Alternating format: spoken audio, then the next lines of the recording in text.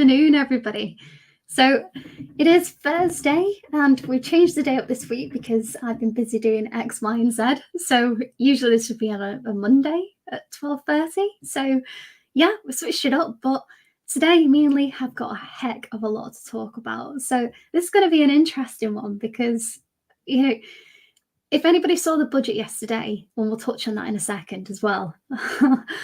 Oh, the whole hour of my life sat there listening to people arguing, Jesus, and heckling was another thing. But to introduce you to today's topics, there's so much changes that seem to be happening in our industry right now, and some of it for the greater good, and some of it also, I think, for long-term good at the same time. But it's going to cause a little bit more, I guess, time investment on our behalf as bookkeepers and accountants. And it's things that we really need to be looking at because it's going to affect certain things such as our AML risk, our risk assessments across firms, how we approach certain situations, etc. So just things to be mindful. So it's going to be a bit of an interesting conversation. Where do we start, Lee? So, Lee, do you want to touch on a documentation that we're going to share in the group today, firstly, around this topic with the Economic Crime and Corporate Transparency Act of 2023? We were talking just before about how it's not really something that I think a lot of practitioners are aware of, but it's very much going to bring in some quite significant changes, especially if you deal with limited company clients. So the Economic Crime and Corporate Transparency Act 2023 will bring with it a lot of changes to Companies House, including two very big points are identity verification for directors and company officials, and also the filing of a full set of financial statements, so including a profit and loss account with Companies House. Quite how those two things are going to work is yet fully clear. So that's going to come in secondary legislation. But these are two changes that are going to come on stream. And the CPAA felt very much that practitioners needed to be a bit more aware of what these changes were, and to also start having conversations with clients about these changes coming through. So we've produced a quick guide to the changes. Yeah. And it's a very useful guide. I've had a little look through this morning, and I think it's interesting just to touch on this. There's a few other changes, obviously, that have happened, but just to touch on the point there around companies. So at the moment, micro, small, we used to have abridged, etc. Different sets of accounts that you'd send off to Companies House that have very limited data. So it's a balance sheet essentially for micro entity and a couple of notes. That is it. However, going forward, the whole of the P&L is going to be disclosed, which is a massive change, and also, a lot more work for one on our behalf is fine, but a lot more information for individuals looking at, the smaller companies, etc., and for banks who are looking at information, and also competitors, other stakeholders are going to have more information around the income and expenditure on these smaller companies. But why is the question? I guess you might want to be asking, why has this happened? Well, I don't know if you want to start that conversation off, Lee, or if you'd like me to. Go on, you jump in. Curious to see where you're going. In terms of, again, we talk a lot about AML, anti-money laundering. So there's been a lot of debate with regards to different ways, obviously, that criminals are acting, and those that are actually laundering money and are able to do so more effectively through minimal disclosure with companies. So they take advantage of that. So one of the ways to combat that is to have full disclosure of a company through the P&L, etc. So I see it from that end. But this conversation, I guess I keep seeing this in other groups at the moment with, the onus being put back on accountants around AML and all this additional disclosure in order to capture what essentially could be, the small fry of these criminals who are undertaking these activities. How much of an impact is this actually going to have in that side of things, I'm not sure, but it must do because they wouldn't even consider You adding do, this disclosure. yeah, you do have to remember that even the small fry, the guy at the bottom, quite often that can lead to much bigger fish, and it can give a much bigger picture. So this is why, like particularly with like your SARS reporting and things like, even if it's something you feel is perhaps quite small and not really significant, it could be as small as like, you've got a small time local drug dealer who's maybe dealing a bit of a kind of, something you might not consider that serious. They could very well have connections to a much bigger distributor who then has connections to larger international crime organizations. It could open up kind of human trafficking cases. When you sort of look into it, quite often the small guy can be the thing that leads to the much larger and much more serious crimes. So it is important. I think it's important to say as well, like it's not quite clear yet whether the P&L disclosure will be public or whether that will be something that will just be held at Companies House. And the other side of that is that information is already going to be available to HMRC as is. Yes. So, we're, to some degree, we're already kind of doing this. But if it is going to be publicly available on Companies House, then, your competitors, etc., which will be the query from clients, are going to be able to see that information. And again, your next door neighbour. If you're a IT you're a small limited company, suddenly your next door neighbour can see exactly how much you earn, and that can be quite disconcerting. There's also potential issues around fraud around that as well. With suddenly, somebody can very easily find out exactly what you earned in your previous trading period. So it does have some issues, and like I said, it's not quite clear yet who's going to have access to that information. But it's certainly going to be required when you file your accounts at Companies House. Yeah, and they've not stated a date as to when those changes might come into effect, but I imagine, as accountants, we're probably going to see, clients maybe waiting further down the line to get their accounts submitted if that is the case. Because you do have the 9 months, etc., to submit it. So in order to give, maybe if you wanted to delay that information, you'd take advantage of that. And yeah, we might see that in our pipeline, I guess. That's not something I'm recommending, by the way. It just could be a potential impact. I mean, the other one is just clients wanting to unincorporate. You could start people just thinking, well, this is too much of a burden, this is too much information. I don't feel comfortable with it, I don't like it. And just asking to unincorporate and dissolve the company. Yeah, and also, one thing that I come across a lot with other bookkeepers and accountants as well is that, they've been told by a previous accountant, let's just say that, okay, you need to set up a limited company, and they're not really told the pros and cons as to what that involves and the additional admin and disclosures, etc., the additional work, that they can't just take money out of the company and then they build up these massive director loan accounts, things like that.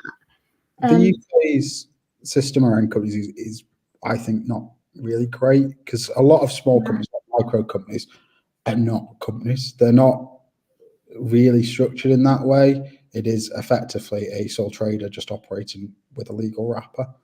I mean, if you like, have a look at US LLPs, LLCs, sorry, limited liability corporations.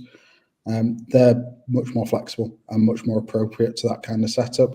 But the UK system very much imposes this kind of one-size-fits-all approach to whether you're a massive company with shareholders and like 20 directors, or whether you're just a one person operating through a limited company. It's all the same.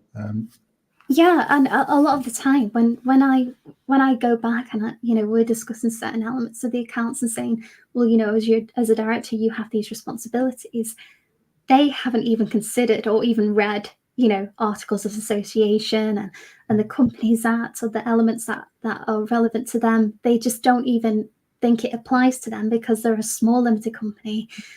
just incorporated. And actually, you're right. It's like this blanket approach of, well, no, you're a director of a limited company. You've got the same responsibilities as somebody who's running a much larger establishment. And it's not fair because a lot of industries, it's almost forced on you to operate like that. I mean, I know particularly like IT, that can be one where if you're not a limited company, it can be very hard to then find work as a subcontractor or anything like that. So it's, some people are kind of pushed into this and they don't really understand it. They don't really want to understand it. But it's, particularly with the introduction of these changes, it's going to mean a lot of conversations that practitioners are going to have with those clients around, well, these are some additional obligations now, and are you sure you want to carry on as a limited company? Yeah. And let's just touch on, we could talk all day. There's so much potential changes that are going to be happening here. But with the note, the first thing we were just talking about, with these changes that they're trying to implement, Companies House are increasing the fees. We were just talking about the fact that there's pros and cons to that, and they haven't, as Lee says, they haven't increased those fees for a long time. For their fees, probably an unpopular take. But from my perspective, if you're going to increase your fees, you have to increase the service. And unfortunately, from my perspective, I think HMRC is continuously taking on far too much. There's far too much change for them to even keep a track on. They don't have enough staff or support. And so that level of service that accountants need in order to support the clients is just continuing to, unfortunately, at the moment, go in the wrong direction. But maybe this increase in fees might mean they can take more staff and deal with that situation. Could be one way to look at it. Yeah, I mean, like I said, because it's specific to Companies House, so it's Companies House because they're taking on this extra workload of verifying directors' identities, of having to kind of do more. Because at the moment, their position has always been that they are just a public register, and they will just, as long as the information is in the right format, they'll take it and they'll store it and they'll display it. But like now, they're being asked to verify information, so it's a big change for them. It's a lot more work for them. Yeah, and in terms of the verification, just touching on that. So essentially, if we go back to just up here, so that the document that we're going to be sharing into the group, that's been kindly created by the CPAA here. If we go down to here, so basically, there's going to be new identification or additional identification around individuals that are required to deliver a document to the registrar. I can't even speak English today. Registrar, and also directors, PSCs, beneficial owners, etc. And there is talk about the use of a third party to do this, and also again how that's going to impact us accountants. We do a lot of verification anyway with regards to AML and photo IDs and passports, driving license, etc. But my question would be, is this now an additional exercise on top of that, or is that information going to be reliable enough for this? And they've stated in that document that it's going to be hopefully a one-time thing, that you just have to check this information. But passports expire every 10 years. Driving licenses expire. So you can guarantee you're going to have to do this again, surely. You would have thought, and I mean, on the kind of reliability of the information, I am personally kind of hopeful that it is going to mean that information on Companies House can be used a bit more than what it currently is. Because at the moment, a lot of organisations do lean on it and treat it as though it is kind of gospel, and it's not necessarily been verified. Whereas now, we've got some assurances it has been. Now, every client you probably deal with has a bank account, so will have undergone ID verification to get that bank account, but you can't rely on that ID verification that the banks. So quite possibly, you're still going to have to verify ID, even though the client has already got a bank account, already got a company, so they've already verified their ID with Companies House, verified it with their banking provider, and now you're still going to have to ask for those ID documents again. So it's potentially really lots of ID verification. I'm just thinking at the point of, the POV of a client, you've got to supply all this information to the bank, and you've got to supply it all to your accountant, all to your solicitor, etc. All of these external bodies, now to Companies House, now to this, that, and the other. And you could say, well, that's it. That's just what you're going to have to do. You're going to have to take it or leave it, either incorporate or don't incorporate if you don't want to provide that information, etc. But it's again just even more of even more documentation and more information that you're going to need when considering should you incorporate, should you not incorporate. But then equally, if they're doing this now on incorporated businesses with Companies House, at what point are they going to start doing that? With regards to sole traders, when MTD, ITSA, etc. comes in to play. Well, I mean, because every taxpayer is going to have a government gateway account, so it'd be relatively easy for them to just then mandate that to keep your account open, you're going to have to submit some sort of ID verification there. I guess the kind of counter logic, to play devil's advocate there, is that it's hopefully if a criminal can evade one detection system, if they're being checked multiple times, somebody will hopefully spot that and catch that out. I guess that would be the kind of logic behind it. I don't think it really helps practitioners who are having to go through these processes that have been duplicated already, but I guess that would be the kind of logical reasoning for it. Yeah, but then again, on the other side of it, you're not, in many regards, you have to disclose if you're going to put any reliance on another third party's identification checks, etc. of your client, and consider the risks associated with that. But I'm just thinking,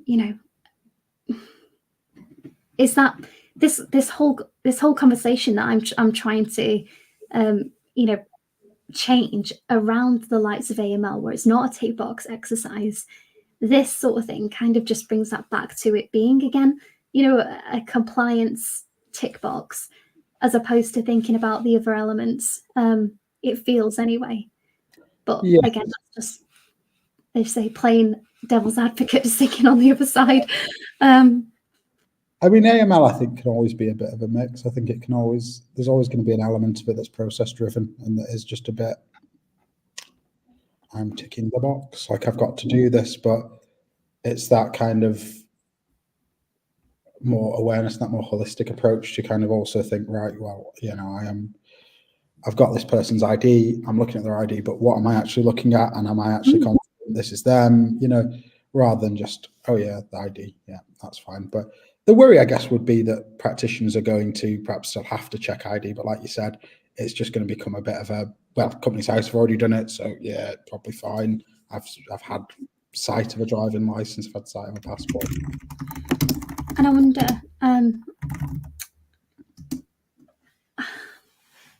in terms of timescales, etc., of this information that has to be provided to them, I don't think they've disclosed that, what the fines are going to be if you don't submit that information within whatever time frame they have. If it's anything like the PSC register, you've got to inform HMRC or Companies House of changes within 14 days.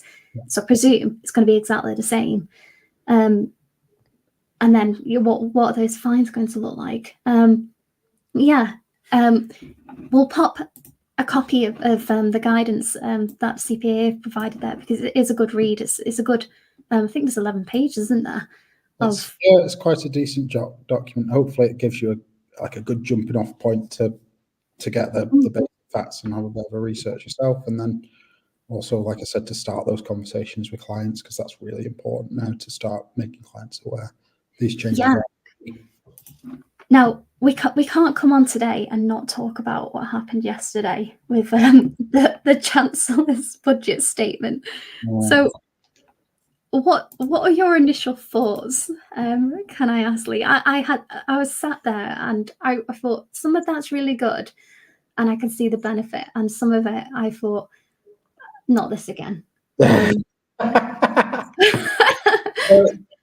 mean, for me, it was quite underwhelming. I think from a political point of view, I think everyone was expecting what they call like a rabbit at the hat, like that he was going to have a kind of big measure, and the sort of feeling was that was going to be around income tax, so either uprating the allowances to accommodate for inflation or Yes. a cut on the base rate, but that never happened. Instead, we got this kind of. I mean, he almost seemed to like goad it at one point when I was listening, where he was talking about how confusing it is to have income tax and national insurance. And I thought, Yeah. oh, are we going to eventually? I was like, We're going to combine the two, and we're going to have one tax on income. But no, again, it was just a kind of 2 percentage cut on NI, which is, I mean, I guess in terms of a tax that you want to cut, it's quite a regressive tax. So I guess it's a good tax to cut. It's also less impactful on Treasury finances, but it just it was a bit underwhelming. I don't think it didn't feel like a showstopper. It just felt like a bit more of a kind of steady as she goes type budget. yeah.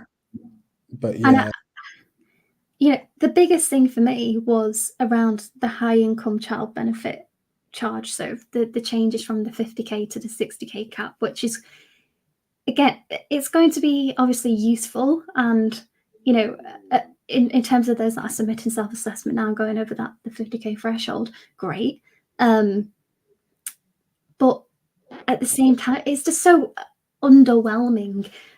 There's so much more that could have been done or said. Similar with NIC cuts. It just seemed to me that, again, the funding for NIC goes into like public funding, etc., police, NHS, and it's a case of, to be honest, is that really where you want to be targeting this? And the statement about the £900 a year given back to employees, I just thought at the same time, £900 will be your grocery shop for the week at this point, if you're lucky. That's great and everything, but again, it's not quite. There's a very short-term measure. It's not going to change all of the cost of living issues that we have right now. It's not. There wasn't anything in there particularly to help, again, smaller businesses, your sole traders. Yeah, there was a cut again to NIC for sole traders, but a 2%, a 2p reduction, in the main rate. It's like that, again, we're just not doing enough. And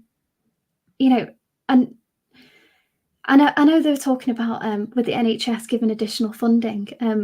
I was writing a few notes down as they were talking.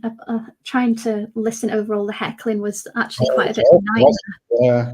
Oh, it was just insane. But again, yes, giving to the NHS is great, but again, there's never any detail around, well, what are they going to be doing with this? Are they going to be looking at, investing in apprenticeships for nurses and doctors, or all of that element, giving them additional, equipment, etc., to work with? I know we spoke about AI in there, talking about reducing the amount of admin workload that doctors had so that they could perform another 200,000 operations or something he mentioned a year. I'm sure every doctor listening to that was like, no. But I don't know. Yeah. It just seemed overwhelming. My personal take on it, they're not the CPAA official take on it at all, but it's difficult because we've got an aging population. Yeah. Like the national insurance contributions, it's not like people often think of it as like a pension plan where they've saved up and that's in like an account that's theirs. Yeah. And it's not. It's just young people fund older people, and it's the same with the NHS. Older people statistically use the NHS a lot more than younger people, but there's more older people than there are younger people. Like it's not balancing out. There needs to be a lot more younger people, and the government at the same time don't do enough to encourage people to start families. But then I could go on for that point for days and days, because if you went back, back to my grandma's era, let's just say, you could live off the one income. You had one person at home all the time, looking after the house, the household, the bills, the running to the bank, looking after the children, all the rest of it. And you could survive. You could go on holiday. You could pay your car off. You could pay to travel. your lunches, your food, and everything. Look at today. You have, both individuals in a couple scenario working long hours and doing a decent job. And then you're not talking minimum wage jobs. You're talking, I know they said that the average wage is 30,000 per year. I'm sure it's a lot less actually. But people working very hard, and they still can't afford to, pay off the debt, make ends meet, get the groceries in, all the rest of it. And then they're talking about the fact we've got an aging population, and it's like, well, the costs of childcare are ridiculously high. And I don't have children right now, but I hear stories of people who are paying, 700, 800 pound a month in childcare, and I'm like, what? Oh my god, that's insane. And then they have to make the choice of, well, it costs that much to pay for the childcare that actually it's not worth working in the first place, and we might as well spend the time with the child. And then even then, there's not very much help. So I think what country is it now? I want to say it's the Netherlands, but I'm going to get this wrong.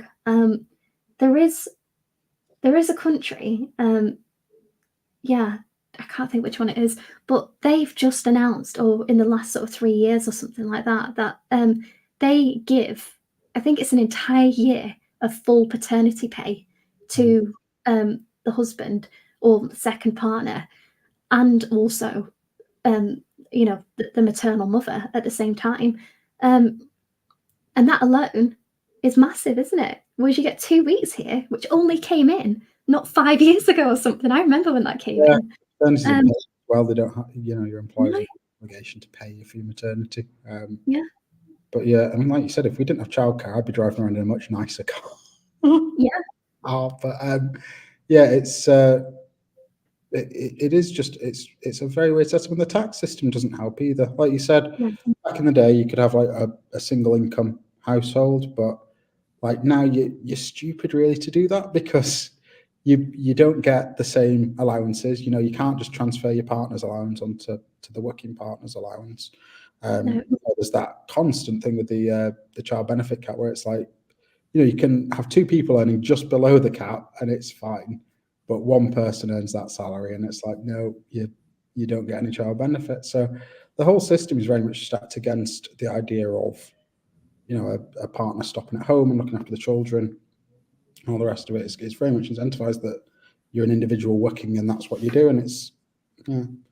It's just crazy. But then also on the other end, again, I have family, sisters, etc., who have children, and obviously friends too. But even when your child's a little bit older and they're in primary school or in high school, you'd expect, well, you're not paying for the childcare anymore, so there's a little bit more there in the budget. No. Costs of school trips, costs, school uniform, travel, After food, school clubs, because the after schools school clubs. close, But there's no freebies. Other than free school meals up to a point. But even then, it just doesn't seem to be enough. So yeah, going back, very underwhelmed by the budget, to say the very least. Yes, I mean, I've got a feeling we're going to have something before the general election. It seems as though that was just not enough to get them the brownie points that they're hoping for to save some more seats. Yeah. Oh, So I wouldn't be surprised if we get some sort of statement sometime between now and the next general. there was one. I can't think what it was now. I think I'd almost tapped out by this point, but the furnished holiday homes. Yes. Yeah. That's So, are they cutting the furnished holiday allowance or something like that? yeah, they're abolished. It's being fully abolished. No. Yeah, So all be Airbnb. yeah, it's going to hit all that. The intention, I believe, was to stop people from taking up properties in local areas and renting them out. So try and free up some of the housing stock. Let me just double check that.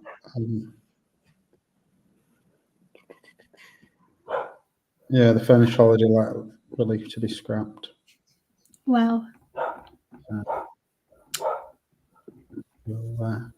I'm just shaking my head because I understand it. I understand, you know, if you're in a little local village and, you know, everybody knows each other, and then you've got all of these tourists coming to the area, then you might not be that appreciative of that. No. But at the same time, if you didn't have, this is the whole thing about, you know, people who don't like landlords, etc., and they've got this bad, you know, misconception about landlords. But if you didn't have landlords, you'd have a load of houses sitting out there that are dilapidated, that require repairs, that potentially could be broken into, and all the rest of it, making the whole area very run down, versus the landlords who are coming in, doing up those properties because the local government don't have the funding for that. And then, yeah, you know. And I mean, maybe we get a particular look on it because we're both Lancashire, aren't we? So like we both. But like I imagine if you were down in Cornwall or Devon, it might feel very much like all your local housing options have been taken by either second homeowners or by furnished holiday lets. So potentially, depending on the area you are, you might see a bit more logic in that versus. Well, but I mean, like you said, it, you know, every swings and roundabouts, isn't it? Suddenly you've not got as many tourists. So, but then, so this is something that are all hospitality based. Kendal, which is just up in the lakes, and quite a lot of people that way, and they now definitely find it difficult to get on the property ladder, even when they've lived in Kendal their entire life, born, bred, their families lived there, their grandparents, their great grandparents, and so on, and they can't afford housing around there anymore because of, obviously, it is a tourist area because it's the Lake District, it's that way. So yeah, I guess it would help that in that situation too. It's a hard one, isn't it? All these. And I mean, I really wouldn't. I don't envy the Chancellor or anyone that's making those decisions. There's always going to be trade-offs. There's no magic bullet to resolve them. So I do appreciate it's very difficult. You couldn't pay me to do that job. Okay, so bizarrely though, Jeremy Hunt takes it on despite being extraordinarily wealthy himself. So I don't quite know why. He must be a bit of a masochist. Maybe he's just he likes the suffering. So we've got one other topic to talk about. We could be here all day, but there's another change, isn't there, Lee, with regards to the regulation of tax agents? Yes, big one. So it was announced, well, it wasn't announced in the budget, but it was released with the budget that the government is now consulting on the regulation of tax agents. So it follows a series of different consultations that they've done over the few years. The current approach is they want to see every tax agent be a member of a professional body.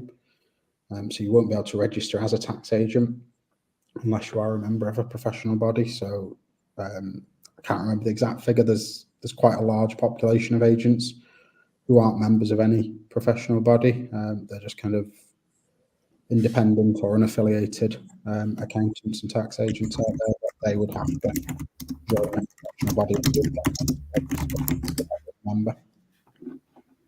Well, does that then therefore mean that anybody who is registered with HMRC for AML compliance, that because they're not part of a professional body in many circumstances, that's then? It's interesting. They're drawing a distinction between the AML regime and what they're calling the tax supervision regime. So they don't seem to be making a kind of direct link there where it's, so you're a professional body supervisor, so you must be able to supervise tax agents. There does seem to be a kind of distinction within government's view that there might be other bodies that aren't AML supervisors that could also supervise for tax. So HMRC, as far as I read the current consultation, HMRC would continue to be an AML supervisor. And I'm guessing that's in part because the two bits of legislation are going to work totally separately and not tie up with one another. So, yeah, I mean, as I mentioned earlier, they've been talking about this sort of thing for 20 odd years. They really have. My entire career, they've been talking about it. So I have little faith around these things, but I know nowadays, they're cracking down on a lot of these dodgy accountants, shall we say? Those that lurk in the midst, the back alley accountants. Accountants.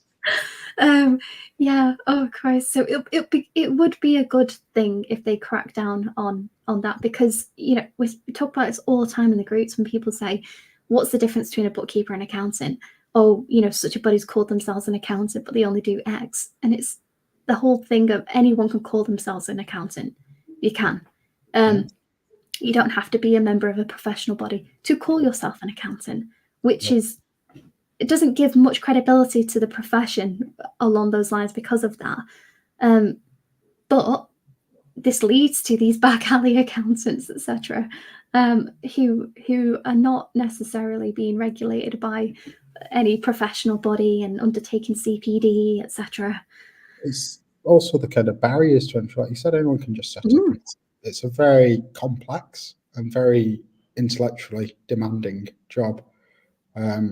And I mean, I've seen it plenty of times where we end up with, because people will submit complaints. Turns out they're not one of our members, thankfully, but they're not a member of anyone. And like you said, there are people that do fly-by-night operations. They'll set up, take on a bunch of clients, put in a load of rubbish into HMRC, get a load of tax refunds. Clients are happy for 2 minutes. They've taken a chunk of the refund or whatever, and then they just shut down and gone. And HMRC doesn't care. HMRC just goes after the taxpayer. So that agent gets away scot-free. There's no recourse for the taxpayer. And theoretically, you could take them through the courts, but you'd have to find them. Which goes back to the verification of directors, etc., on incorporated companies. But again, I mean, like with your accountant, you don't have to be incorporated, so you just stick a sign up. People assume accountants are regulated, so it doesn't tie up with public perception either, how it currently works. I think HMRC are struggling at the moment, though, with the idea that, because they're not talking about accountants, they're talking about tax advisors, so people that are registered tax agents. But you might register as a tax agent without being an accountant or a tax specialist, because you could be a special helper, you could be somebody that's helping somebody. It could be a not-for-profit organisation that supports people with tax. There's all sorts of different kind of professions, legal professions, that get involved in tax, whether it's inheritance tax or other kind of complex areas and stuff. So I think HMRC are kind of grappling with that, and I think that's in part why it's been decoupled from the AML regime, as well as just that it's viewed as its own separate area. But having said that, I mean, conversations with HMRC, they do get some atrocious qualified accountants as well. People that you can pass exams, you can sit in an office. It doesn't mean you're actually learning anything. It's not always a fail-proof method of judging someone. So you do get people that just they can be chartered accountants and still quite incompetent, or quite often that title can also be very lucrative to criminals. It adds a lot more legitimacy if their accountant is a chartered accountant. Exactly, and that doesn't mean you're a glowing example of morality. So there's plenty of chartered accountants who I'm sure have got questionable morals. But this is one of the red flags when we talk about AML, that if you're sat there as a bookkeeper or an accountant and thinking, well, what was the saying, that the majority of business owners who are not committing any kind of money laundering or terrorist financing will use an accountant. It's like, well, I'm here to tell you that they will use an accountant to legitimize the process, as you said.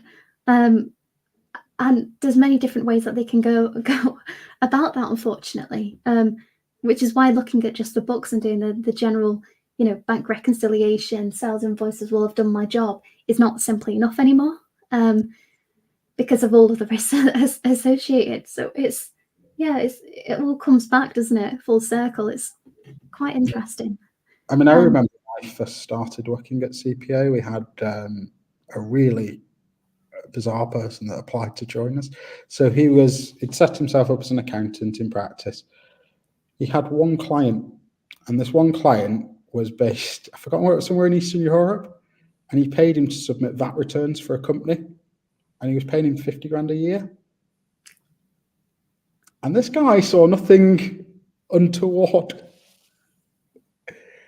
with this arrangement. He thought it was perfectly legitimate. Oh my God. Oh my God. It was just a clear case of that this is a massive red flag, and there is likely something very untoward going on, whether he was being honest with us in his ignorance or not.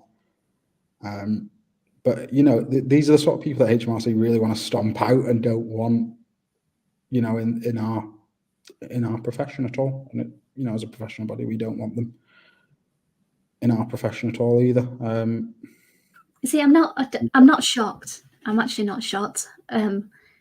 Because this is the thing as well. If you go through a professional body and you undertake the training, you've got all of that area about ethics that is part of every single exam now. It's not just a one-time thing, which I'm really happy about. And it is, as you say, the number of red flags that you start to understand and see.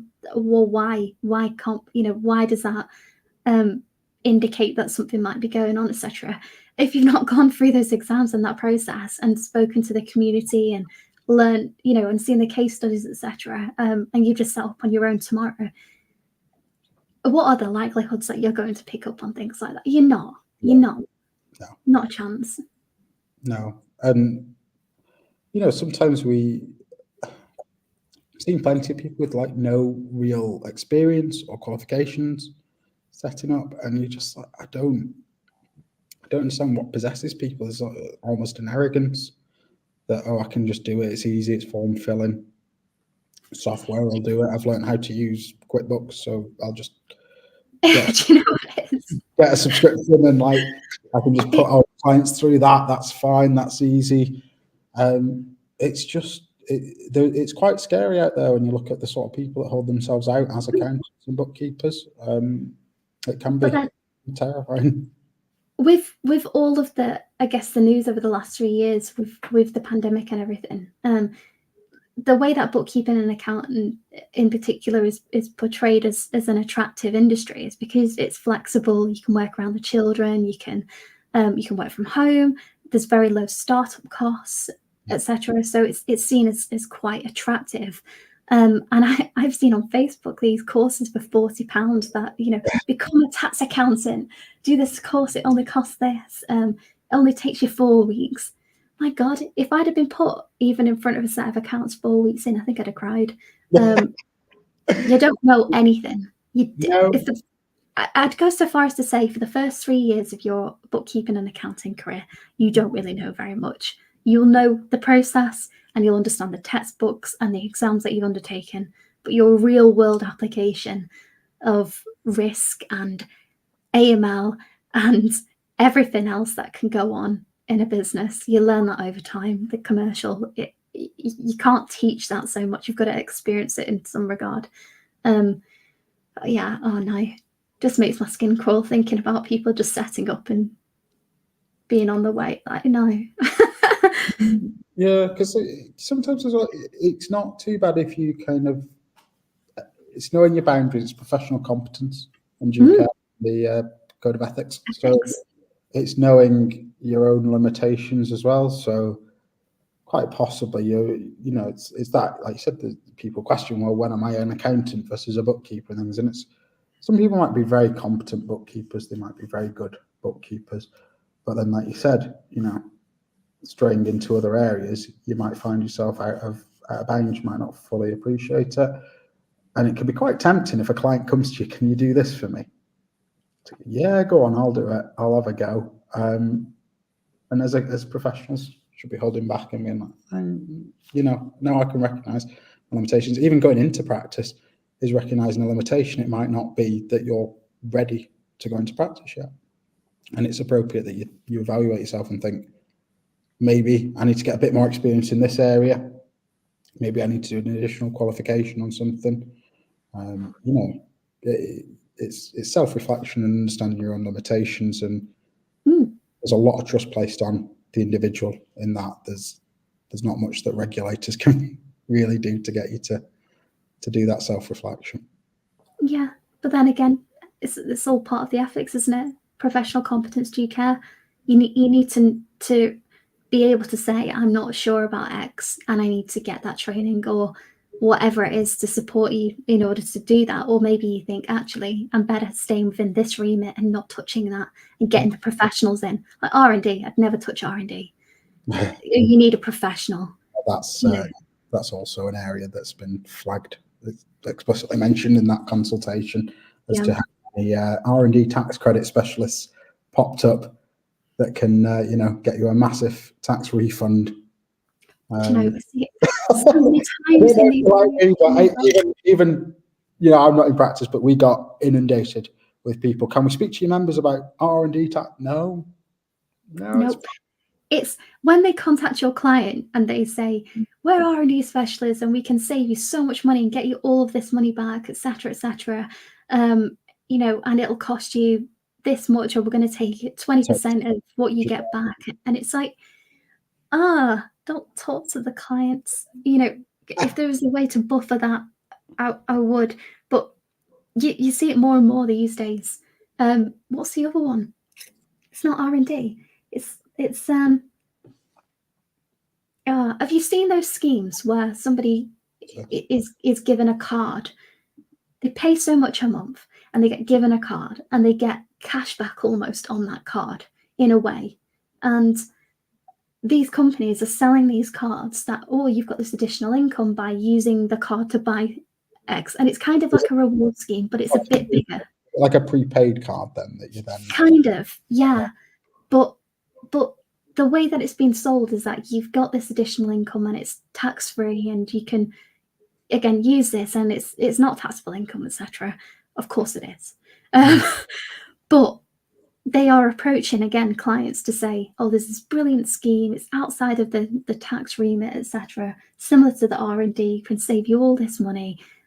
And it's all I'll say to that, to both accountants and clients and bookkeepers, is if it ever looks too good to be true, it is. I will guarantee you it is.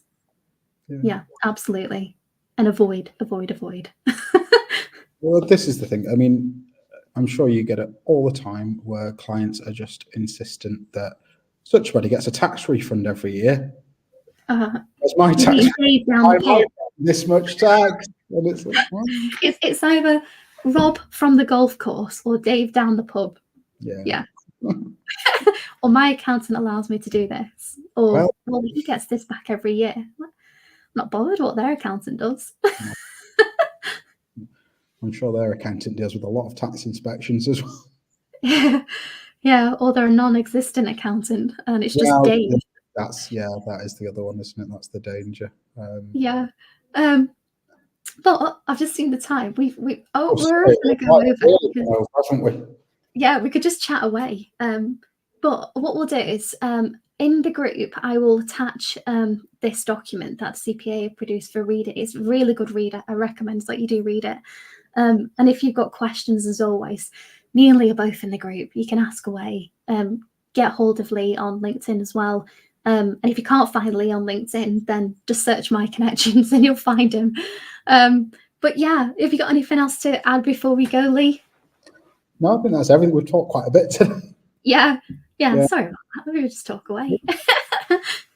But yeah, okay. Well, I'll end it there, and we'll all see you back in the group, and enjoy the rest of your week. And I'll see you at FAB next week. So, yeah, take care, everybody. Bye.